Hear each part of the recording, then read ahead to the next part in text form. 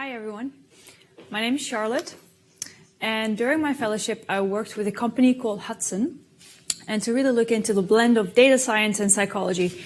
Now it's really fascinating material, so I'm going to tell you a little bit about it tonight. Now, let's imagine the following situation. You're in a room, it's a small room, no windows, and today is the day that you're going to interview a few candidates. Why? Is because you're looking to hire a new colleague. The room is a little bit warm. There's water on the table. You already drink half of it.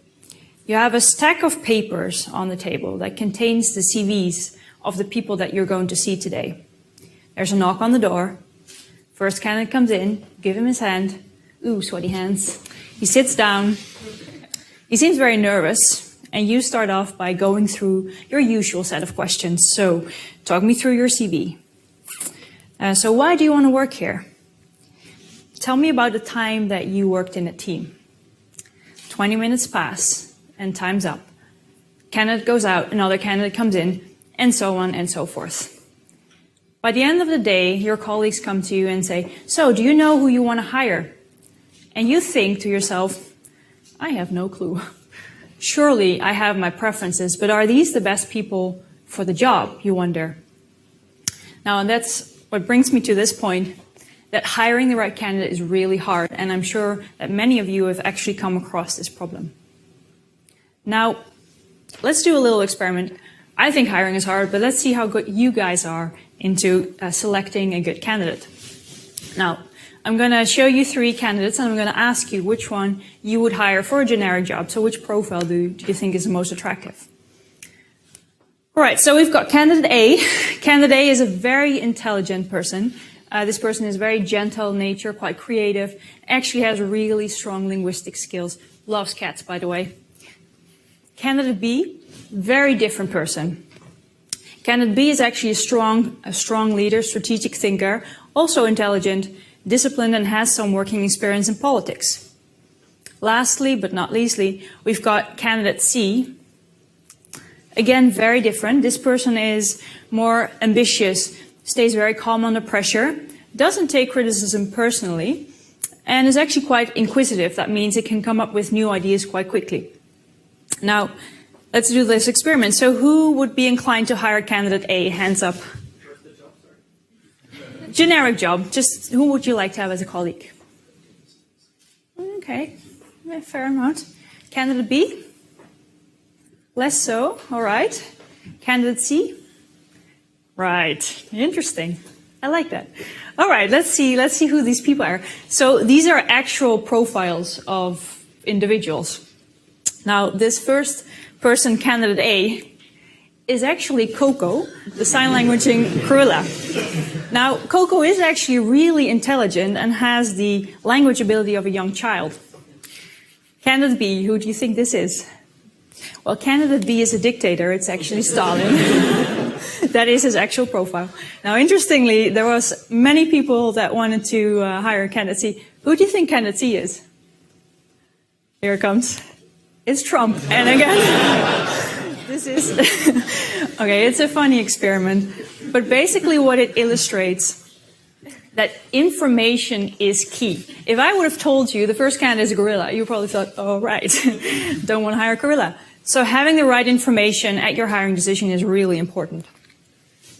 Now, the company I work for, Hudson, is actually really good at providing more information. So what they do is they have a big team of psychologists. They have developed assessment tests and psychology tests and things to understand what these people like, how they like to work, what are their personalities like. Now let's go back to that room for a second. Now again, you've got your candidates coming in, but this time you don't only have that stack of CVs, you also have a stack of reports that tell you these are the personality types of these people. This is how they like to work. And this is how well they scored on competency tests. Interesting, isn't it? Do you think you'd make a better hiring decision if you had that kind of information? I bet you would. Now, it gets even better. So when I came into Hudson, they basically showed me this. Look, we've got all this data on people's personalities, on their preferred working style, and on their competency. But we also have all this data of the same people on their performance. Charlotte, can you blend your data science knowledge into this psychological data and figure out a way to predict performance? Now, actually, this is a really interesting classification problem, and I can tell you all about the interesting machine learning algorithms that you can unleash on this, but I'm not going to do that. What I'm going to do is tell you what was the outcome of this experiment. Now, you can already see the LinkedIn blog post headline saying, 5 personality traits of really successful people. That's the kind of stuff this is. Well, let me tell you the first thing that I noticed. First thing I noticed is actually personality, biggest driver of performance. So even more important than competency. Think about that for a minute. Now, what else? And I've got something written down for you to give you some nuggets for the road. What else did I find? Now, mind you, this is for a particular job profile. These were actually salespeople. On the left-hand side are things that were positively related to performance, and on the right-hand side, things that are negatively related.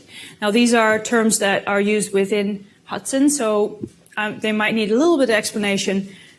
For example, their measure of extroversion is more about how people-oriented you are. Now, basically what we see on the left-hand side is a profile of someone that's entrepreneurial, that can work well with people, and is actually efficient, wants to get the job done efficiently and quickly. On the right-hand side, you can say, well, that's actually a profile of someone that likes to be more of an expert in their field and likes to solve things very accurately. Now, in sales, it's actually more important that you solve things quickly and that you are very people-oriented. Now, I'm not the only one who thought this was important.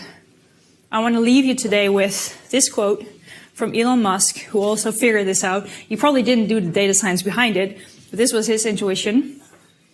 I'm going to read to you. My biggest mistake is probably weighing too much on someone's talent and not someone's personality. I think it matters whether someone has a good heart. And I think so too after today. Thank you.